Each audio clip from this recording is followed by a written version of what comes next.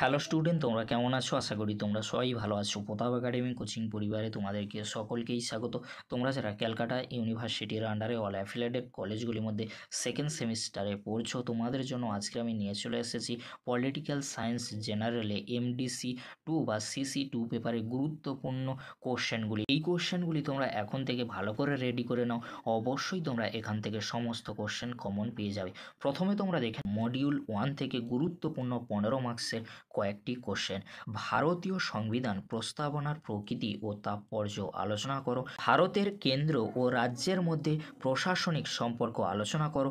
ভারতের সংবিধানে উল্লেখিত সাম্যের অধিকার আলোচনা করো। ভারতীয় যুক্তরাষ্ট্রের প্রকৃতি আলোচনা করো। কোশ্চেনগুলি 15 মার্কসের জন্য অত্যন্ত গুরুত্বপূর্ণ রয়েছে। পরবর্তী কোশ্চেন কি রয়েছে তোমরা দেখে নাও। ভারতের রাষ্ট্রপতি ও প্রধানমন্ত্রীর মধ্যে সম্পর্ক লেখো। ভারতে গণপরিষদের গঠন ও কার্যাবলী আলোচনা করো। ভারতের সংবিধানে উল্লেখিত স্বাধীনতার অধিকার আলোচনা করো। ভারতে রাষ্ট্রপতির জরুরি ক্ষমতা আলোচনা করো। এই যে কোশ্চেনগুলি বলছি আমি, এই কোশ্চেনগুলি কিন্তু 15 মার্কসের জন্য অত্যন্ত গুরুত্বপূর্ণ রয়েছে। পরবর্তী কোশ্চেন কি রয়েছে তোমরা দেখে নাও। ভারতে রাষ্ট্রপতির ক্ষমতা ও কার্যাবলী আলোচনা করো। ভারতে প্রধানমন্ত্রীর ক্ষমতা ও কার্যাবলী আলোচনা করো। ভারতের কেন্দ্র ও রাজ্যের মধ্যে আইনগত সম্পর্ক লেখো। এই যে কোশ্চেনগুলি বললাম মডিউল 1 থেকে, এই কোশ্চেনগুলি তোমরা ভালো করে দেখে যাও। অবশ্যই তোমরা এখান থেকে দুটি কোশ্চেন 15 মার্কসের জন্য কমন পেয়ে যাবে। এবারে তোমরা দেখে নাও মডিউল 2 থেকে গুরুত্বপূর্ণ 15 মার্কসের কয়েকটি কোশ্চেন। ভারতের সংবিধান সংশোধন পদ্ধতি সম্পর্কে আলোচনা করো। ভারতের কমিটি ব্যবস্থার ওপর একটি টিকা লেখো। ভারতের লোকসভা ও রাজ্যসভার মধ্যে সম্পর্ক লেখো। কোশ্চেনগুলি কিন্তু অত্যন্ত গুরুত্বপূর্ণ রয়েছে 15 মার্কসের জন্য। পরবর্তী কোশ্চেন কি রয়েছে তোমরা দেখে নাও। লোকসভায় আইন পাসের পদ্ধতি সম্পর্কে আলোচনা করো। মুখ্যমন্ত্রীর ক্ষমতা ও কার্যাবলী সম্পর্কে আলোচনা করো। রাজ্যপালের ক্ষমতা ও কার্যাবলী সম্পর্কে আলোচনা করো। এই কোশ্চেনগুলি 15 মার্কসের জন্য অত্যন্ত গুরুত্বপূর্ণ রয়েছে। পরবর্তী কোশ্চেন কি রয়েছে তোমরা দেখে নাও। রাজ্য আইনসভার গঠন ও কার্যাবলী আলোচনা করো। সুপ্রিম কোর্টের গঠন ও কার্যাবলী আলোচনা করো। হাইকোর্টের গঠন ও কার্যাবলী আলোচনা করো। এই কোশ্চেনগুলি 15 মার্কসের জন্য অত্যন্ত গুরুত্বপূর্ণ রয়েছে মডিউল 2 থেকে। এবারে তোমরা দেখে নাও মডিউল 1 থেকে গুরুত্বপূর্ণ 5 মার্কসের কয়েকটি কোশ্চেন। এই কোশ্চেনগুলি তোমরা যদি ভালো করে রেডি করে নাও, অবশ্যই তোমরা এখান থেকে সমস্ত কোশ্চেন কমন পেয়ে যাবে। ভারতের সংবিধানে উল্লেখিত ধর্মীয় স্বাধীনতার অধিকারটি আলোচনা করো।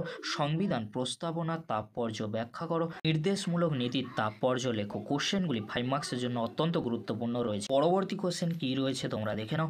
কেন্দ্র ও রাজ্যের মধ্যে অর্থ সংক্রান্ত ক্ষমতা, কেন্দ্র ও রাজ্যের মধ্যে প্রশাসনিক সম্পর্ক, ভারতের নাগরিকদের মৌলিক কর্তব্যগুলি লেখো।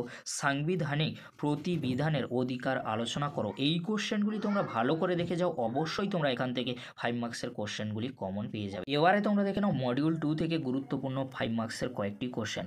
লোকসভা স্পিকারের ভূমিকা লেখো। হাইকোর্টের কার্যাবলী লেখো।